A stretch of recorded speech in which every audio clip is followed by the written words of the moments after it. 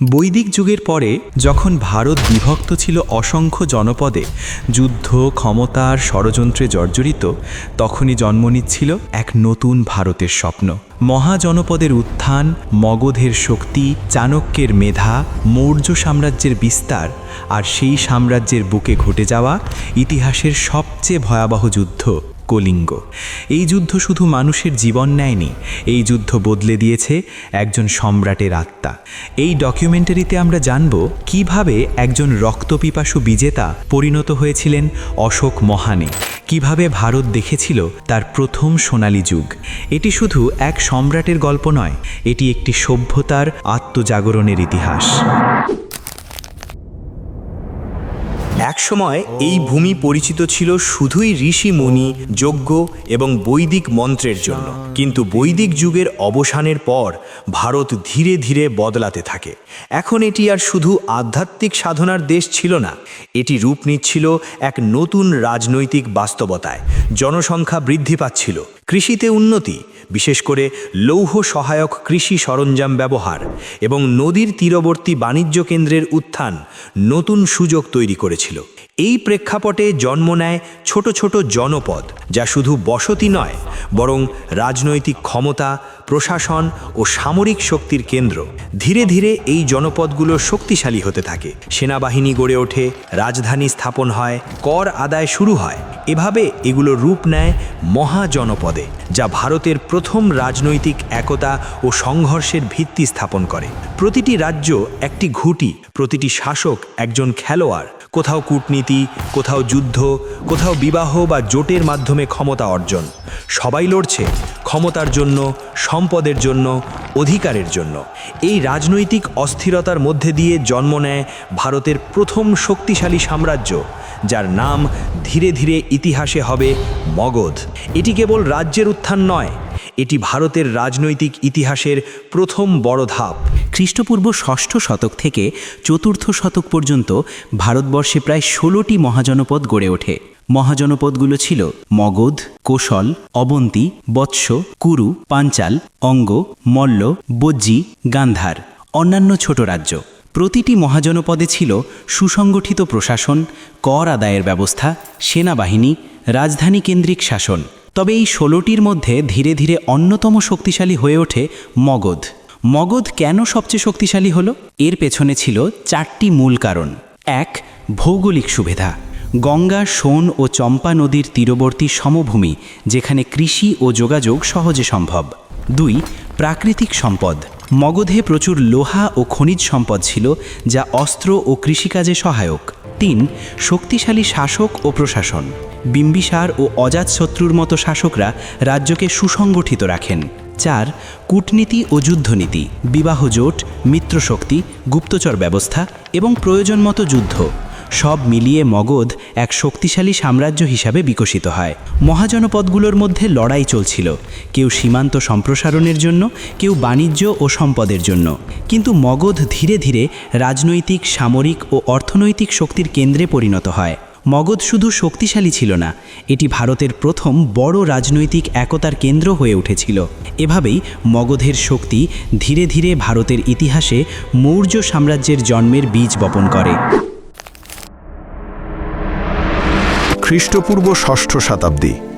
ভারতীয় উপমহাদেশে তখন ধর্মীয়, সামাজিক ও দার্শনিক চিন্তাধারার এক অভূতপূর্ব জোয়ার বইছে। বৈদিক ধর্মের আচার অনুষ্ঠান ও জাতিভেদ প্রথার প্রভাবে সমাজ যখন বিভক্ত, তখন 2টি মহান ধর্মের উত্থান ঘটে, যা মানুষের জীবন ও চিন্তাধারাকে চিরতরে বদলে দেয়। এই গল্প শান্তি, অহিংসা এবং সমতার এক নতুন আলোর সন্ধান।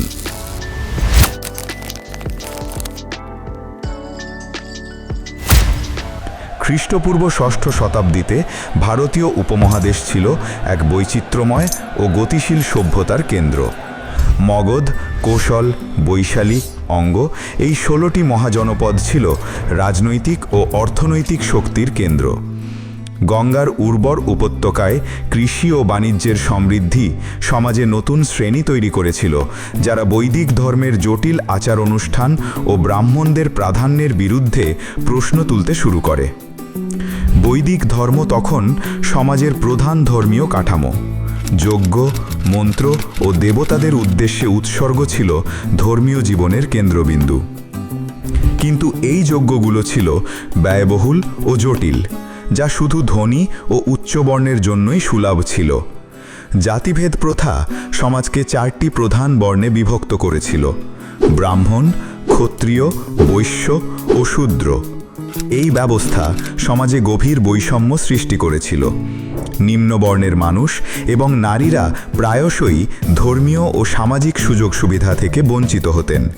এই অবিচার ও বৈষম্যের বিরুদ্ধে একটি নতুন চিন্তাধারার জন্ম হয়, যা বৌদ্ধ ও জৈন ধর্মের ভিত্তি হয়ে ওঠে। লুম্বিনীতে শাক্য বংশের রাজপুত্র সিদ্ধার্থ গৌতম জন্মগ্রহণ করেন খ্রিস্টপূর্ব 563 সালের দিকে। তার জীবন ছিল বিলাসিতায় পরিপূর্ণ, রাজপ্রাসাদ, সম্পদ এবং সুখ। কিন্তু জীবনের গভীর প্রশ্ন তাকে উদ্বিগ্ন করে।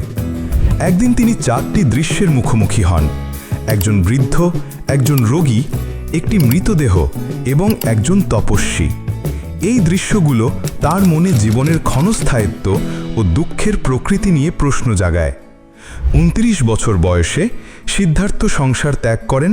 তিনি কঠোর তপস্যা ও ধ্যানের মাধ্যমে সত্যের সন্ধান করেন। বোধগয়ায় একটি অশ্বত্থ গাছের নিচে তিনি জ্ঞান লাভ করেন এবং হয়ে ওঠেন গৌতম বুদ্ধ, জ্ঞানী। তার শিক্ষার মূল ছিল চতুরার্য সত্য: 1. জীবনে দুঃখ আছে। 2. দুঃখের কারণ হল তৃষ্ণা বা আকাঙ্ক্ষা। 3. দুঃখ থেকে মুক্তি সম্ভব। 4. মুক্তির পথ হল অষ্টাঙ্গিক মার্গ। অষ্টাঙ্গিক মার্গে বুদ্ধ 3টি মূল বিষয়ের উপর জোর দেন: শীল অর্থাৎ নৈতিক আচরণ, সমাধি অর্থাৎ ধ্যান এবং প্রজ্ঞা অর্থাৎ জ্ঞান।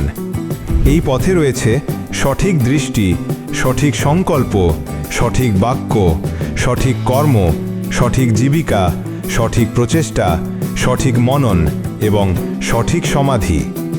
বুদ্ধ জাতিভেদ প্রথার বিরুদ্ধে কথা বলেন। তিনি শিখিয়েছিলেন যে মানুষের মূল্য তার জন্মে নয়, তার কর্মে। সারনাথে তিনি প্রথম ধর্মচক্র প্রবর্তন করেন, যেখানে তার 5 শিষ্যের কাছে তিনি চতুরার্য সত্য প্রচার করেন। এই ঘটনা বৌদ্ধ ধর্মের প্রথম প্রচার হিসেবে চিহ্নিত হয়। বুদ্ধের শিক্ষা দ্রুত ছড়িয়ে পড়ে। তিনি বৌদ্ধ সংঘ প্রতিষ্ঠা করেন, যেখানে নারী পুরুষ, ধনী গরিব সবাই যোগ দিতে পারত। ভিক্ষু ও ভিক্ষুণী সংঘ সমাজের সমতার এক নতুন মডেল হয়ে ওঠে। একই সময়ে বৈশালীর ক্ষত্রিয় পরিবারে জন্ম নেন বর্ধমান মহাবীর, খ্রিস্টপূর্ব 599 সালের দিকে। তিনি ছিলেন জৈন ধর্মের 24তম তীর্থঙ্কর। 30 বছর বয়সে তিনি সংসার ত্যাগ করেন এবং 12 বছরের কঠোর তপস্যার পর কৈবল্য বা পরম জ্ঞান লাভ করেন। জৈন ধর্মের মূল দর্শন হল পঞ্চ মহাব্রত: 1. অহিংসা, কোনো প্রাণীর প্রতি হিংসা না করা। 2. সত্য, সবসময় সত্য কথা বলা। 3. অচৌর্য, চুরি না করা। 4. ব্রহ্মচর্য, যৌন সংযম পালন। 5. অপরিগ্রহ, সম্পত্তির প্রতি মোহ ত্যাগ করা। মহাবীর শিখিয়েছিলেন যে প্রতিটি জীবের আত্মা আছে, এমনকি গাছপালা ও অণুজীবেরও। তাই অহিংসা জৈন ধর্মের কেন্দ্রীয় নীতি। জৈন সন্ন্যাসীরা কঠোর জীবনযাপন করেন। তারা মুখে কাপড় বেঁধে হাঁটেন, যাতে কোনো কীটপতঙ্গ শ্বাসের সাথে মুখে না ঢোকে, এবং মাটি ঝেড়ে হাঁটেন, যাতে কোনো প্রাণী পিষ্ট না হয়। জৈন ধর্ম ব্যবসায়ী সম্প্রদায়ের মধ্যে জনপ্রিয় হয়ে ওঠে। এর নৈতিক শিক্ষা ব্যবসায়ীদের সৎ ও ন্যায়পরায়ণ জীবনযাপনে অনুপ্রাণিত করে। জৈনরা শিক্ষা, শিল্প ও স্থাপত্যে অসাধারণ অবদান রাখে, যার নিদর্শন আজও দিলওয়াড়া মন্দির, রানাকপুর মন্দির, পালিতানার মন্দিরগুলোতে অধ্যায়। মহাজনপদগুলোর দীর্ঘ সংঘর্ষের পর ভারতের রাজনৈতিক মানচিত্রে এক শক্তি নিঃশব্দে কিন্তু দৃঢ়ভাবে উঠে আসে: মগধ। আর এই মগধেই ক্ষমতায় আসে এক নতুন বংশ, নন্দবংশ। নন্দবংশ ছিল তাদের সময়ের সবচেয়ে ধনী রাজবংশ। রাজকোষ উপচে পড়ছিল স্বর্ণে, সেনাবাহিনী ছিল বিশাল, হাজার হাজার পদাতিক, অশ্বারোহী ও রথ। গ্রিক ঐতিহাসিকদের বর্ণনায় নন্দদের সেনাশক্তি ছিল এতটাই ভয়ঙ্কর যে বিদেশি শক্তিরাও সরাসরি আক্রমণ করতে সাহস পায়নি। কিন্তু শক্তি আর সম্পদই একজন শাসককে মহান করে না। নন্দ শাসন ছিল কঠোর কর ব্যবস্থায় জর্জরিত, সাধারণ মানুষের ওপর অত্যাচারী এবং শাসক প্রজার মাঝে দূরত্বপূর্ণ। এই কারণেই নন্দবংশ ছিল জনগণের কাছে অপ্রিয়। রাজ্যের ভিতরে জমে উঠছিল ক্ষোভ, বাইরে ছিল বিশাল শক্তির মুখোশ। এই অস্থির সময়েই ইতিহাসের মঞ্চে আবির্ভূত হন এক অসাধারণ মস্তিষ্ক, চাণক্য, যিনি পরিচিত কৌটিল্য নামেও। চাণক্য ছিলেন দার্শনিক, অর্থনীতিবিদ, কূটনীতিবিদ এবং কঠোর বাস্তববাদী চিন্তাবিদ। তার লেখা গ্রন্থ অর্থশাস্ত্র এটি ছিল কেবল একটি বই নয়, এটি ছিল রাষ্ট্র পরিচালনার পূর্ণ নির্দেশিকা। চাণক্য বিশ্বাস করতেন রাষ্ট্রই সর্বোচ্চ, রাষ্ট্রের স্বার্থ নৈতিকতার ঊর্ধ্বে। তার মতে শাসকের প্রধান দায়িত্ব রাষ্ট্র রক্ষা, প্রয়োজনে কূটনীতি, ছলনা, এমনকি কঠোরতা গ্রহণযোগ্য।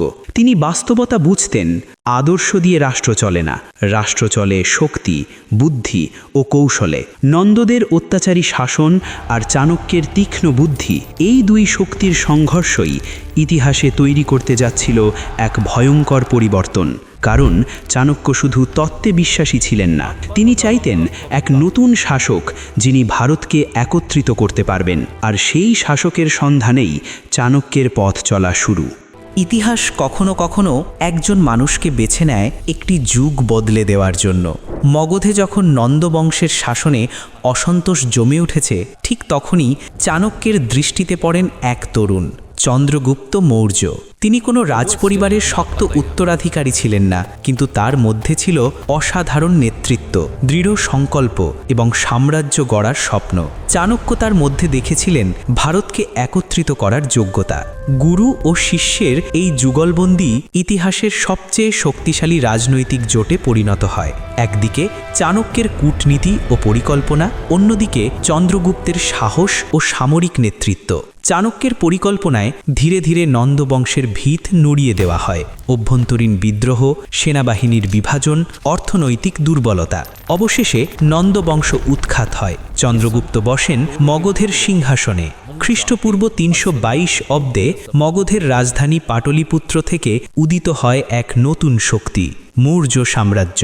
কিন্তু চন্দ্রগুপ্তের সামনে চ্যালেঞ্জ শুধু ভারতের মধ্যেই সীমাবদ্ধ ছিল না। উত্তর পশ্চিম সীমান্তে তখন গ্রিক শাসক সেলিউকাস নিকেটর, আলেকজান্ডারের উত্তরাধিকারী। গ্রিক শক্তি ভারত দখলের স্বপ্ন দেখেছিল, কিন্তু এই যুদ্ধে চন্দ্রগুপ্ত প্রমাণ করেন ইতিহাসে ভারত আর দুর্বল নয়। তিনি সেলিউকাস নিকেটরকে পরাজিত করেন এবং একটি ঐতিহাসিক সন্ধি স্বাক্ষরিত হয়। এর ফলে আফগানিস্তান থেকে উত্তর পশ্চিম ভারতের বিস্তীর্ণ অঞ্চল মৌর্যদের হাতে আসে। গ্রিকরা ভারতীয় শক্তিকে স্বীকৃতি দেয়। ভারতের প্রথম বৃহৎ, কেন্দ্রীয়ভাবে শাসিত ঐক্যবদ্ধ সাম্রাজ্য। আফগানিস্তান থেকে বাংলা, হিমালয় থেকে দাক্ষিণাত্য, ভারত প্রথমবার অনুভব করে একক রাজনৈতিক পরিচয়। চন্দ্রগুপ্ত মৌর্যের নাতি এবং বিন্দুসারের পুত্র অশোক জন্মেছিলেন ক্ষমতার কেন্দ্রেই। কিন্তু মৌর্য সাম্রাজ্যের সিংহাসন কখনোই উত্তরাধিকারের দানে মেলে না। এখানে রাজা হতে হলে প্রমাণ করতে হয় কে সবচেয়ে শক্তিশালী। বিন্দুসারের মৃত্যুর পর মৌর্য দরবারে শুরু হয় নীরব কিন্তু ভয়ঙ্কর এক যুদ্ধ। এ যুদ্ধ সীমান্তে নয়, রাজপ্রাসাদের ভেতর। ভাই বনাম ভাই, সন্দেহ বনাম বিশ্বাস, ক্ষমতা বনাম মানবতা। অশোক জানতেন দয়া এখানে দুর্বলতা। তিনি বেছে নেন নির্মম বাস্তবতা। ক্ষমতার পথে যে দাঁড়ায় সে শত্রু, সে আত্মীয় হলেও। ইতিহাস বলে এই পথে রক্ত ঝরেছিল, অনেক রক্ত। এই সময়ের অশোক কোনো সাধু নন, তিনি ছিলেন কঠোর, হিসেবি এবং ভয়ঙ্করভাবে বাস্তববাদী। তার বিশ্বাস ছিল স্পষ্ট, শক্তি ছাড়া সাম্রাজ্য টিকে না। অবশেষে সব প্রতিদ্বন্দ্বিতা শেষ হয়। মৌর্য সিংহাসনে বসেন সম্রাট অশোক। কিন্তু এই সিংহাসন ফুলে সাজানো ছিল না, এটি দাঁড়িয়েছিল রক্ত, ভয় আর নীরব চিৎকারের ওপর। ক্ষমতা পেয়ে অশোক থামেননি। তার চোখে তখন সাম্রাজ্যের বিস্তার, সীমান্তের বাইরে আরও ভূমি, আরও শক্তি। তিনি ভাবতেন এই পথেই ইতিহাস লেখা হয়, কিন্তু ইতিহাস তাকে অন্য এক পথে ডেকে নিচ্ছিল। সেই যুদ্ধের নাম কলিঙ্গ। কলিঙ্গ আজকের ওড়িশা অঞ্চল, সমুদ্র বন্দর, বাণিজ্য পথ আর স্বাধীনচেতা জনগণের ভূমি। মৌর্য সাম্রাজ্যের ছায়ায় থেকেও কলিঙ্গ মাথা নত করেনি। এই স্বাধীনতাই অশোকের চোখে ছিল একমাত্র অপরাধ। সম্রাট অশোক সিদ্ধান্ত নেন কলিঙ্গকে দখল করতেই হবে, কারণ তার বিশ্বাস ছিল একটি সাম্রাজ্য ততটাই শক্তিশালী যতটা তার সীমান্ত বিস্তৃত। মৌর্য বাহিনী এগিয়ে যায়, হাজার হাজার সৈন্য, অশ্বারোহী, রথ আর যুদ্ধের নির্দয় প্রস্তুতি নিয়ে। যা ঘটেছিল এরপর তা শুধু একটি যুদ্ধ নয়, এটি ছিল মানুষ বনাম মানুষ, লোভ বনাম স্বাধীনতা। ইতিহাস বলে এই যুদ্ধে 1 লক্ষেরও বেশি মানুষ নিহত হয় আর অসংখ্য মানুষ ঘর ছাড়া হয়, ভিটেমাটি হারায়। মৌর্য সাম্রাজ্য জয়ী হয়, কলিঙ্গ পরাজিত হয়। কিন্তু বিজয়ের মাঠে যে নীরবতা নেমে আসে তা কোনো বিজয় উল্লাস ছিল না। যুদ্ধের পর সম্রাট অশোক নিজে যুদ্ধক্ষেত্র পরিদর্শনে যান। চারদিকে নিথর দেহ, কান্নার শব্দ, শূন্য চোখে তাকিয়ে থাকা মানুষ। এই প্রথমবার অশোক যুদ্ধকে নিকট থেকে দেখলেন। এই বিজয় তার চোখে আর বিজয় রইল না, তার কানে বাজতে লাগল অশ্রু, আর্তনাদ আর প্রশ্ন, এই শক্তির মূল্য কি? এই সাম্রাজ্য কি সত্যি প্রয়োজন ছিল? ইতিহাস বলে এই মুহূর্তেই অশোক ভেঙে পড়েন ভেতর থেকে। এই যুদ্ধ একটি রাজ্য জয় করেছিল, কিন্তু একজন সম্রাটকে পরাজিত করেছিল। কলিঙ্গ যুদ্ধ অশোককে দিল সবচেয়ে বড় শিক্ষা: হিংসা কখনো প্রকৃত বিজয় নয়। এই উপলব্ধি তার জীবনের মোড় ঘুরিয়ে দেয়, আর ভারত প্রবেশ করে এক নতুন যুগে। কলিঙ্গ যুদ্ধের পর সম্রাট অশোক আর আগের অশোক নন। তার চোখে এখন বিজয়ের উল্লাস নেই, আছে প্রশ্ন। তিনি বুঝতে পারেন হিংসা দিয়ে ভূখণ্ড দখল করা যায়, কিন্তু মানুষের হৃদয় নয়। ইতিহাসে এই মুহূর্ত পরিচিত হয়ে ওঠে অশোকের আত্মজাগরণ নামে। এই সময়েই অশোকের জীবনে প্রবেশ করে বৌদ্ধ ধর্ম। গৌতম বুদ্ধের বাণী অহিংসাই সর্বোচ্চ শক্তি। এই বাণী তার হৃদয়ে স্থায়ী আসন গেড়ে বসে। অশোক সিদ্ধান্ত নেন আর কোনো আক্রমণাত্মক যুদ্ধ নয়, তলোয়ারের বিজয় নয়, এবার হবে ধম্ম বিজয়। ধম্ম বিজয় মানে শুধু ধর্ম প্রচার নয়, এর মানে নৈতিকতা, সহনশীলতা আর মানবিক শাসন। অশোক তার নীতি পাথরে খোদাই করান। এই শিলালিপিগুলোই আজ পরিচিত অশোকের শিলালিপি নামে। সেখানে লেখা ছিল অহিংসা, ধর্মীয় সহিষ্ণুতা, প্রজাদের কল্যাণ। সাঁচি, সারনাথ, এইসব স্থাপত্য শুধু সৌন্দর্য নয়, এগুলো ছিল শান্তির প্রতীক, ধর্মের বার্তা।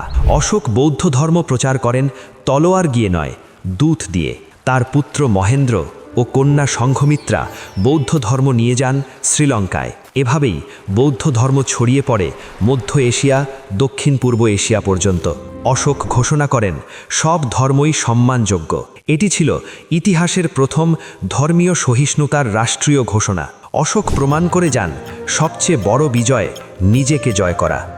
ভারতের ইতিহাসে এই অধ্যায়ই পরিচিত সোনালী অধ্যায় নামে।